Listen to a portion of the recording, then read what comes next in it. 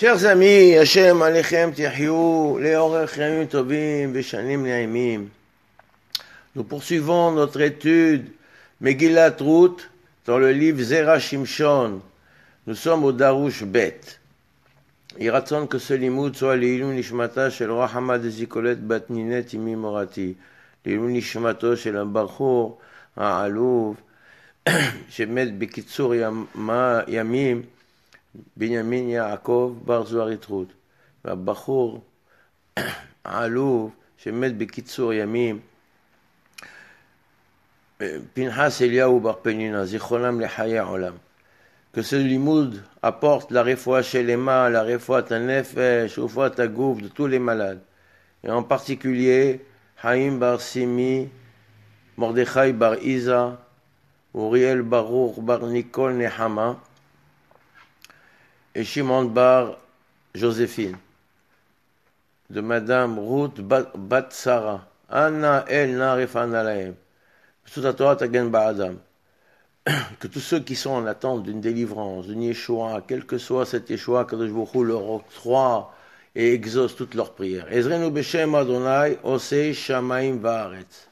Au chapitre 2, dans Megillat Ruth, alors il est dit que Naomi envoie Ruth aller glaner dans les champs. Et donc elle tombe dans un champ qui est comme par hasard celui de Boaz. Donc et Boaz, en rentrant dans son champ, il salue les moissonneurs et remarque la présence d'une femme qui se tient qui n'a pas un comportement habituel. Et il s'interroge sur elle. Qui est-elle? Qui est donc cette femme qui se tient, qui se comporte de manière exceptionnelle? Et quand il s'adresse à elle, il lui dit, au verset 9, il dit, Einaïch basade asher iksorun ve'alach taharehem, alot tiviti et anarim le bilti nogaech. Il lui dit, voilà, tu dois regarder et rester dans ce champ. Tu marcheras derrière les moissonneurs, et je leur ai déjà ordonné de ne pas te toucher. Voilà ce que dit Allo tiviti et anarim le bilti nogaech. Alors nous dit le Rav, que signifient ces paroles? Caché, de la maoutsrar le tzavot lahem, pourquoi a-t-il eu besoin de leur ordonner à ces moissonneurs de ne pas toucher à Ruth, de ne pas l'embêter ou ne pas commencer avec elle? On peut avoir, ça peut paraître un peu incorrect que les moissonneurs se seraient permis des écarts de comportement vis-à-vis de cette femme. Mais caché, de la main utzrach le tzavot lahem shelo yig'uba. וכי אלמנה וגיורת הבא ללקוט בשדה יש להם לצערה, une veuve, une convertie qui vient dans le champ pour glaner, il y a une obligation, il faut l'embêter, il faut lui faire du tsar, il faut l'embêter. Zoé Nasvara, c'est illogique. Ve'od, krak eti, voilà qu'il est dit, kol almana et atom lo te'anun. Il est interdit, selon la Torah, de faire du mal, de faire souffrir une veuve et un orphelin. Almana, elle s'appelle Almana, parce que elle, c'est Dieu. Dieu compte. Mana, compter. Et compte quoi? Elle compte ses larmes. Donc elle a dit Ma'ata Kerova. Elle est faible, elle est fragile, elle a pas de soutien, elle n'a pas de sécurité. Et toi, tu viens, tu l'as fait souffrir, ses pleurs sont proches, et Akadosh Baruch Hu tient à cœur et compte les larmes de cette femme. Donc c'est interdit de lui faire, de la faire souffrir. Mikol Sheken et Harim, chez le Boaz. Et de plus, de qui parle-t-on? On parle des moissonneurs qui travaillent pour Boaz. C'est évident qu'ils étaient Gedorim Ba'arayot, qu'ils ne se seraient jamais permis une familiarité quelconque ou une attitude pas correcte avec une femme qui est interdite. Et qu'ils se préservent de fauter. Et en plus, comment comprendre? Alors, j'ai ordonné, il dit au début, alors, Tziviti, j'ai ordonné au Néharim de ne pas te toucher. Après que le début du pasouk. Le début du pasouk, il dit, Enaïr Basadeh. Regarde. Dekra Enaïr Basadeh, Asher Iksorun, Ve'alar Taharien, tu marcheras derrière eux. Shinira, chez Dafka, les fiches Amar là. On dirait que, parce qu'il lui a dit, tu marcheras derrière eux, qu'il a eu besoin de préciser, je leur ai déjà ordonné de ne pas te toucher. Donc, quel est le sens de ce verset? Nous dit le Rav, Viesh Lomar Dekra Ketiv, il est dit dans le Passouk, Veshacharta Omer Basadeh.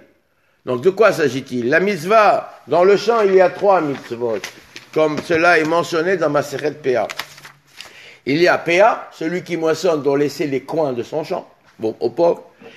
Il doit laisser le leket, c'est-à-dire que quand il fauche avec sa faux les épis, si il rate et il laisse 2 épis, il n'a pas le droit de les toucher, il les laisse pour les pauvres. Et il y a la shikha. La shikha, ce sont les gerbes qu'il laisse.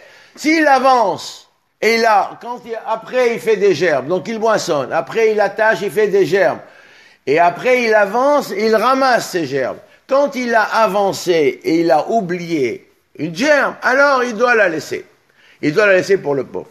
Donc c'est ce que nous appelons Péa, Leket Veshicha. Alors il lui dit, Vetnan, alors il a marqué Veshacharta Omer Basadeh, l'otachouv les cartos. Le pasuk dit que si tu as oublié une gerbe dans le champ, tu ne reviendras pas sur tes pas pour le récupérer. Tu le laisseras pour le pauvre.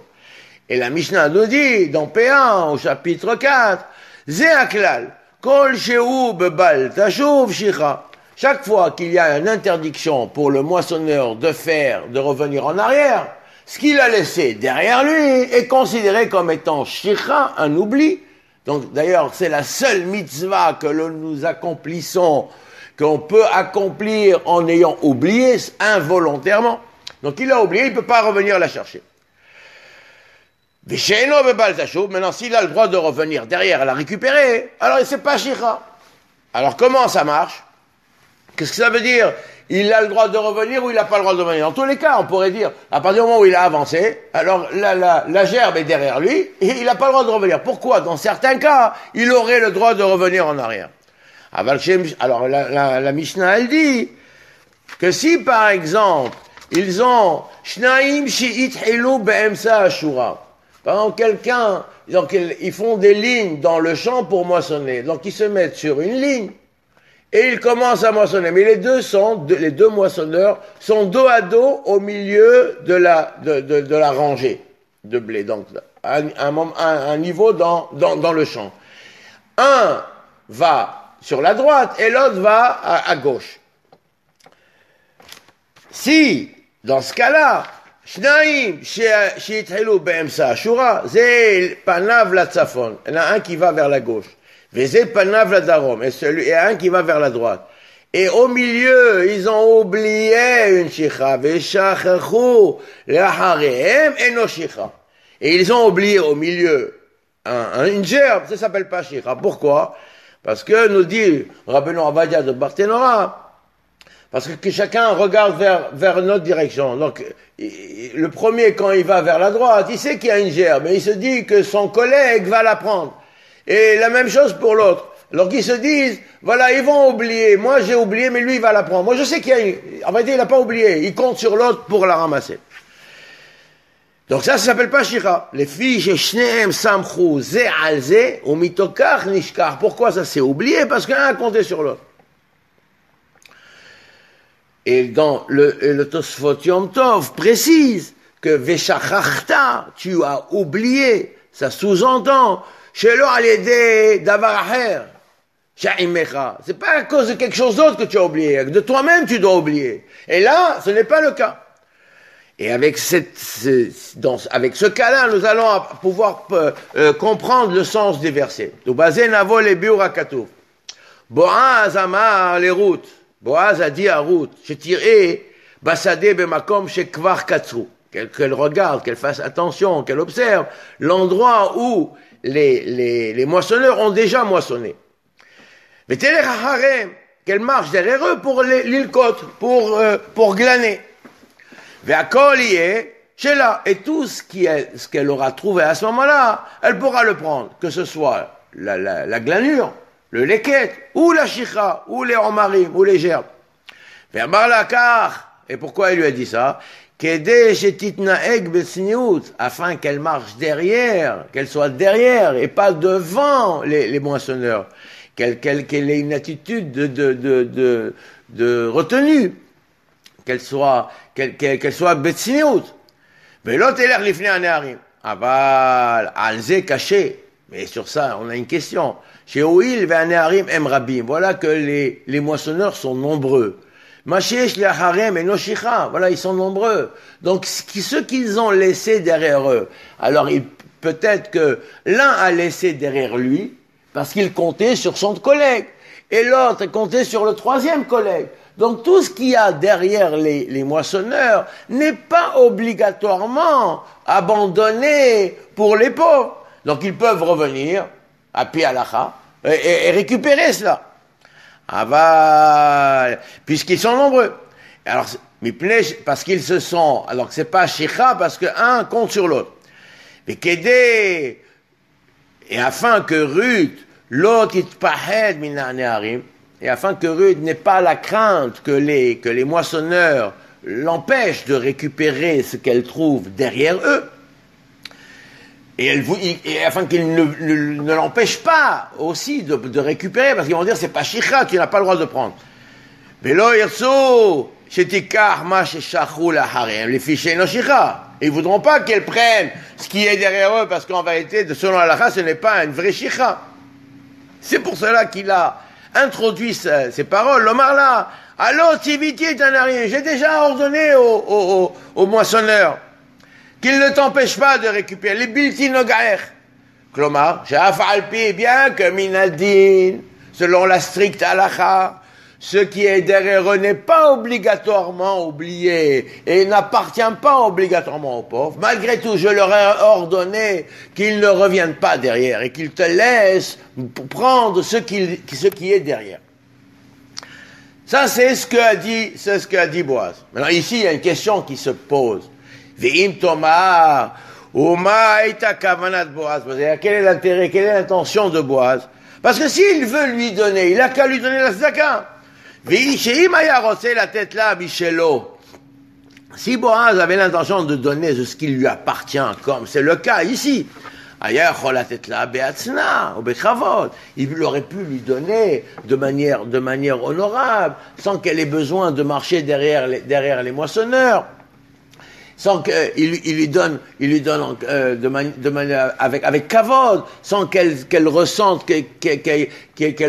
le fait qu'elle soit pauvre, etc. Mais l'autre, il basait la lechet besadel il côte. Elle ne soit pas obligée de s'humilier, de se rabaisser, à aller glaner dans les champs. Ve'od, lama Boaz Jonathan la clou. Mais en plus, pourquoi Boaz ne lui donne rien? Ni la première fois, cette première fois-là qu'il la rencontre, ni les autres fois, il ne lui donne rien. Mais non plus la dernière fois qu'il va la rencontrer, quand elle sera dans le champ, là où il dormira, il ne lui donnera rien. Et là, la dernière fois, qu'est-ce qu'il dit? Il dit, Vayimad shesh seorim, vayachet alea. Il y a marqué là-bas, au chapitre 3, au verset 15, il a compté six grains d'orge et il lui a posé sur elle. Mais non, mais chez Nathan là, il n'y a pas marqué là-bas qu'il lui a donné en cadeau. Rak, chez Shamotam, il les a mis sur elle. Et après ça, Ruth Sheba El Hamota, quand Ruth est rentrée à la maison chez sa belle-mère, chez Naomi, elle lui a dit, voici les 6 grains d'orge qu'il m'a donné. Qui amar elai, parce qu'il m'a dit, al tavoi rekam el hamoter, parce qu'il m'a dit, qui amar elai, ne viens pas les mains vides chez ta belle-mère. Mais c'est l'omatino chez Boaz, là, voilà qu'on n'a pas dit là-bas que Boaz lui a donné. Il lui a pas donné cadeau. Et là, il a marqué, voyachet alea, il l'a posé sur elle. Ve'od, lo matinu she'amar la al tavo'i rekam. Il lui a pas dit, afin que tu ne viennes pas les mains vides chez ta belle-mère. Ve'od tsarich ta'am lama. Pourquoi? Alors, le mot Elai, là-bas, au chapitre 3, verset 15, comment est-il écrit? Il est écrit, Vayomer.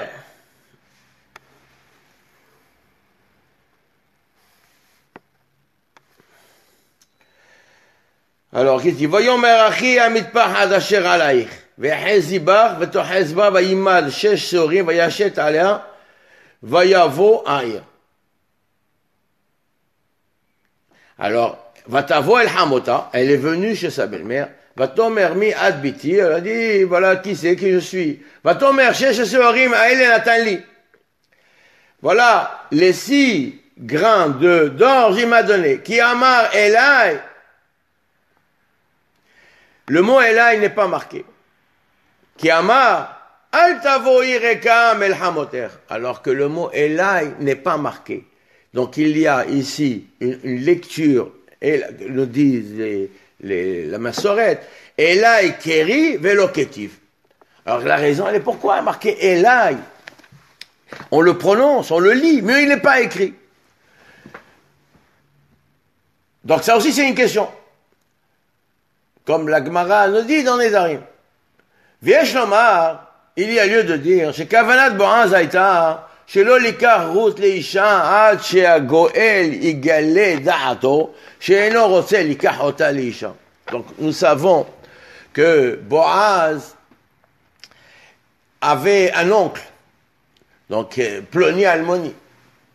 Donc il y a trois frères, Elimelech, Salman et Ploni Almoni, le Goël. Il y avait 3 frères, donc Boaz est le neveu de Elimelech. Il est le cousin de Mahlon et Kilion. Mais il y a l'oncle, le frère de Elimelech, qui est prioritaire. Il est plus proche de Elimelech que Boaz. Donc il attend de voir, Boaz attend de voir ce que va faire le Goël, donc son oncle. Alors c'est ça, et il ne veut pas agir, faire quoi que ce soit avant que le Goël, l'oncle, ne décide quoi faire, ne dévoile son intention. Est-ce qu'il est prêt à récupérer le champ de Elimelech, le racheter, ou, et automatiquement il va aussi avoir le devoir de faire le hiboum avec récupérer Ruth, se marier avec elle, ou bien il va refuser. ויש לומר שכוונת בועז הייתה שלא ליקח רות לאישה עד שהגואל יגלה דעתו. Il attend de voir, il ne veut rien donner en cadeau à Ruth jusqu'au moment où le Goël ou son oncle va dévoiler son intention. Est-ce qu'il est prêt à se marier avec cette femme? Mais attends, comme nous verrons plus loin, dans la Megillah, à la Passouk, comme nous l'expliquerons aussi plus loin. Et Kavanat Boaz, l'intention de Boaz a été l'achiach ha-goel she'omar lo befirouch. L'intention de Goël était, de Boaz était que le Goël, donc Ploni Almoni, son nom, qui était prioritaire dans cette mitzvah, dévoile sa véritable intention de manière claire. Qu'aider chez Loïcher Shum Pikpouk, afin qu'il ne reste aucune contestation et aucun doute sur le mariage qui va se faire plus tard entre Boaz et Ruth. Au Mishum Achi, c'est pour ça qu'il a émis une itnou she'enam rosim limkor et asadeh ela imken ikne et Ruth leisha. C'est pour ça qu'on a mis une condition incontournable que celui qui rachète le champ doit absolument se marier avec Ruth. Vezeu shekatuv beyom kanotra et asadeh tikne et Ruth. C'est ça ce qui a marqué plus loin. Le jour où tu acquiers, Boaz lui dit, le jour où tu acquiers le champ, tu acquiers aussi la mitzvah de se marier avec Ruth. Vea Goël, et l'oncle, le Goël, lo haya yachol likach et Ruth, il ne pouvait pas se marier avec Ruth. Kedirtiv, comme il le dit lui-même, lo uchal ligol pli pen ashit et nahalati. il va le dire lui-même. Je ne pourrai pas me marier avec elle de crainte que je détruise mon héritage. Vayomer hagoel, lo ucha ligol. Ligol i. Pen ashhit et nahalati.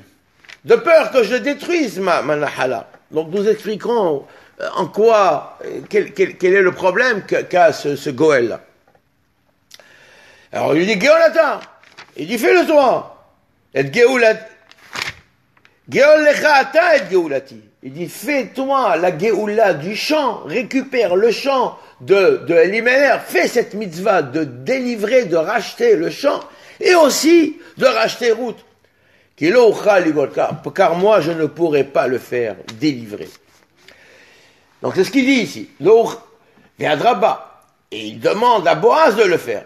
Alors après, il est dit, Veshalaf ish na'alo. Alors comment ça se passait? Le contrat, l'acte d'acquisition, comment se passait-il à leur époque? Alors on enlevait la chaussure et on faisait l'acquisition de la chose avec la chaussure. Kinyan halipi. Ve'adraba bikesh mi Boaz shikenena hu. Veshalaf na'alo. Et là-bas c'était devant le Beddin, donc tout le monde était présent, devant toute l'assemblée, donc ils ont fait cet acte-là, cet acte juridique, il a été inscrit dans le texte, de sorte qu'il n'y a aucune contestation possible.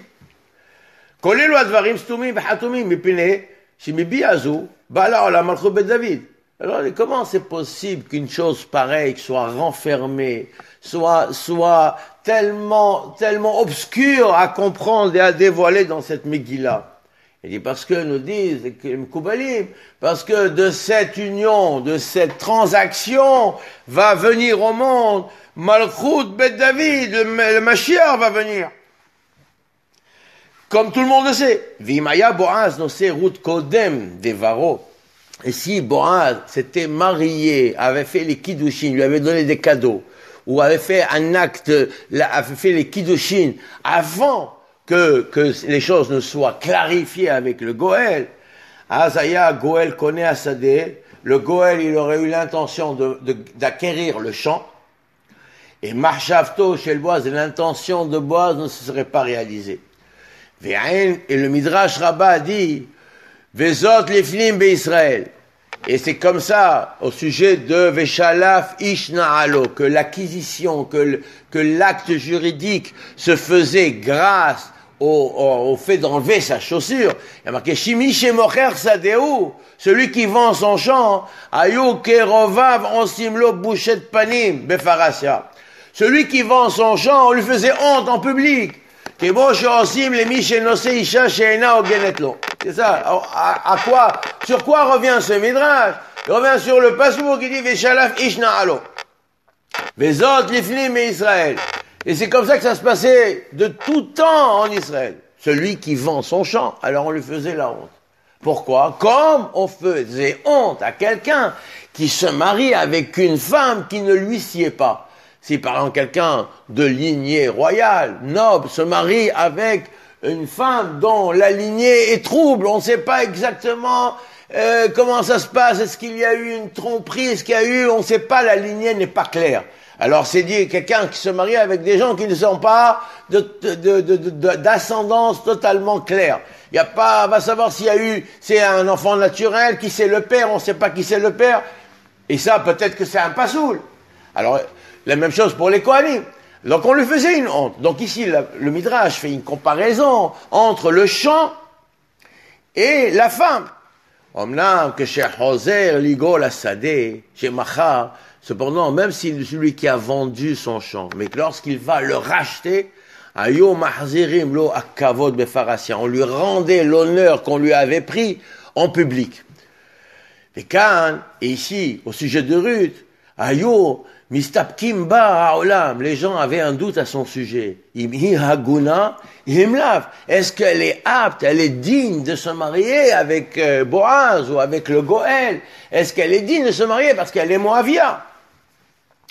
Ou Boaz ratza lirmoz, shekeshem sheyesh kavod gadol, Lig'ol et Tassadé, et Boaz a voulu souligner que de la même manière qu'il y a quelque chose d'honorable, de grandiose, de racheter un champ et de le ramener dans le giron de la tribu, un champ qui appartenait dont les ancêtres ont saisi, ont hérité au moment de l'entrée en Eretz Israël, la terre qui appartient à cette tribu doit revenir à la tribu, donc c'est ça la mitzvah de racheter, elle doit revenir à la famille, c'est l'héritage essentiel de la famille, de la même manière qui c'est d'une importance extraordinaire de ramener la parcelle du champ dans le giron de la famille, car yesh kavod gadol ikar isha azot. De même, il y a un grand honneur de se marier avec cette femme-là. Les fichiers Aguna, parce qu'elle est de qualité, elle a une qualité extraordinaire, elle est digne de se marier. Elle a bien qu'elle soit une convertie, mais elle contient en elle toutes les qualités Hagunai. Shoaya Yodea, parce que lui, il sait, Shekar Nifseka Alacha Moavi, Velo Moavit. Parce qu'il savait, Boaz, la Alacha transmise depuis Moshe Rabbeinu, qui a été oublié, qui a été méconnu, qui n'était pas connu, que l'interdiction de se marier avec le peuple de Moab ne s'applique que sur les hommes et non pas sur les femmes.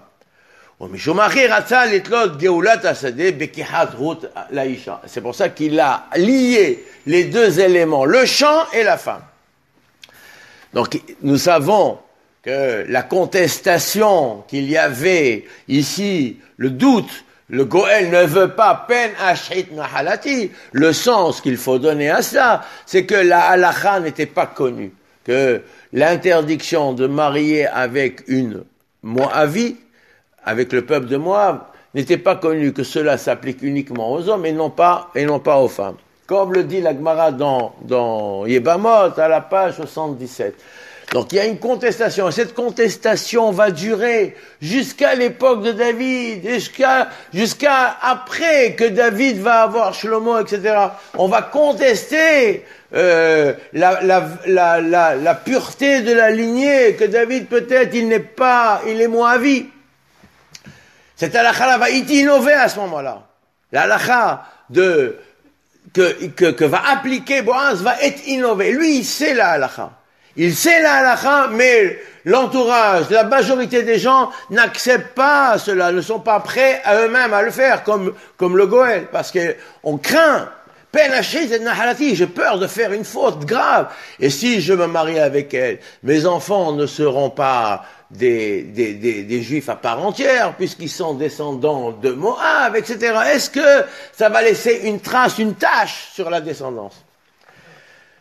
Voilà qu'on poursuit le Rav. Ve'ine be'ora haim sauf siman tarza.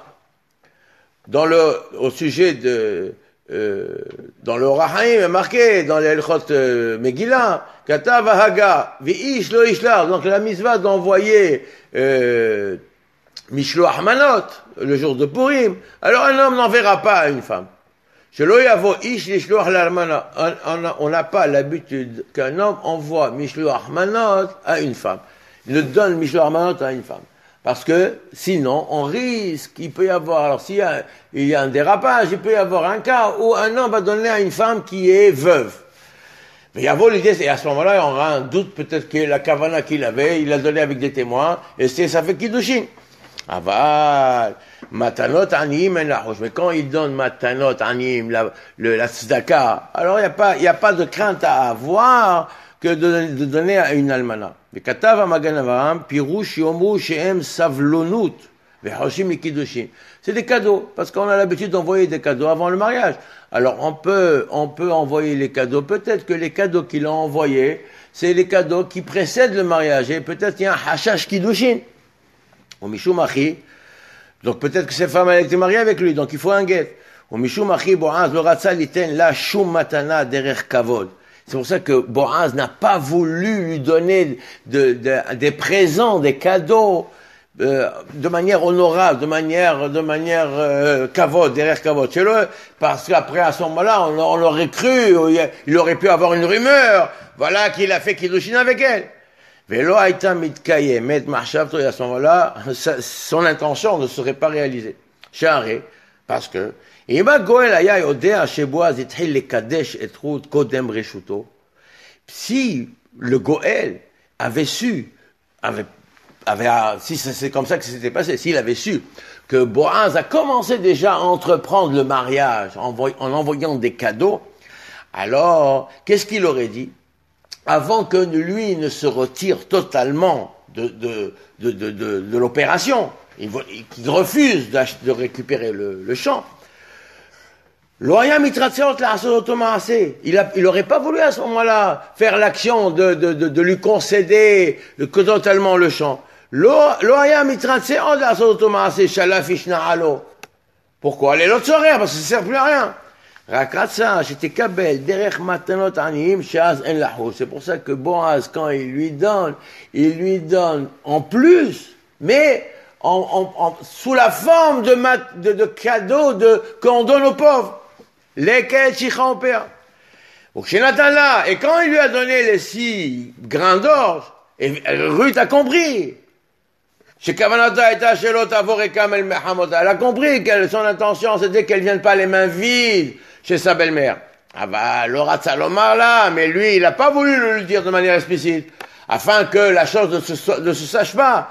Chez l'otier mashma matana, que ce soit compris comme un cadeau. C'est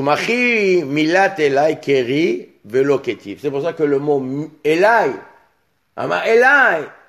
le mot Elai est lu, n'est pas écrit.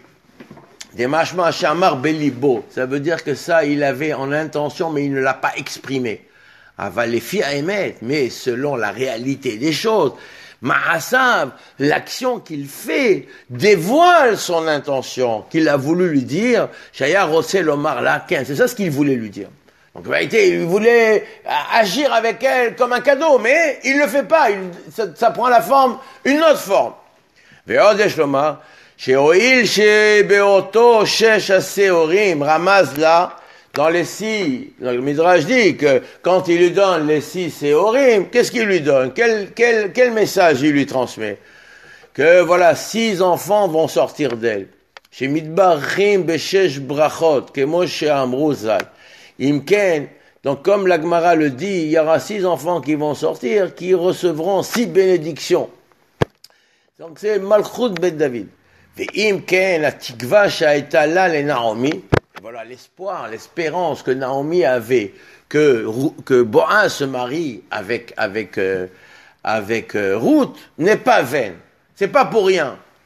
Vegam hi avtaha tova elia. Donc c'est une promesse qu'il fait à Naomi. Vezou Elai. Dès qu'il arrive Eloi. C'est ça le Elai qui est lu, qui n'est pas écrit. Chez Elai mashma Elai mamash. Elai, ça veut dire que Boaz veut se marier avec elle. Il lui fait comprendre qu'elle va se marier avec elle. Mamash. Ava lo amar là, mais il ne le dit pas. Il ne le dit pas explicitement. Pour rester, encore une fois, que toutes ces choses-là restent enfouies, restent sous-entendues.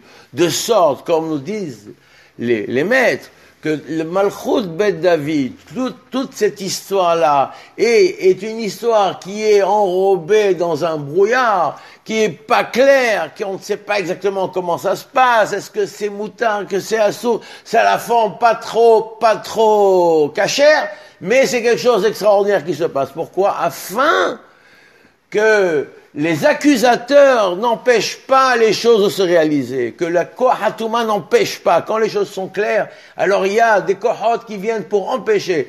Parce que, justement, il va y avoir une âme exceptionnelle qui va venir au monde, et que cette âme exceptionnelle, celle de David, va amener la délivrance. Et les clipotes et les forces mauvaises de ce monde qui dominent ce monde vont se retrouver perdues. Donc elles veulent empêcher à tout prix que les choses saintes se réalisent. Donc on laisse les choses cachées, on laisse les choses enveloppées dans des actes qui paraissent pas clairs, de sorte qu'il n'y a pas de kitrou, qu'on ne puisse pas venir attaquer et contrecarrer la volonté la volonté de Dieu, le projet divin qui se met en marche et qui doit amener la lumière, qui doit remplir le monde à la fin des temps par la venue du Mashiach. Baruch Adonai Le'olam, Amen ve Amen.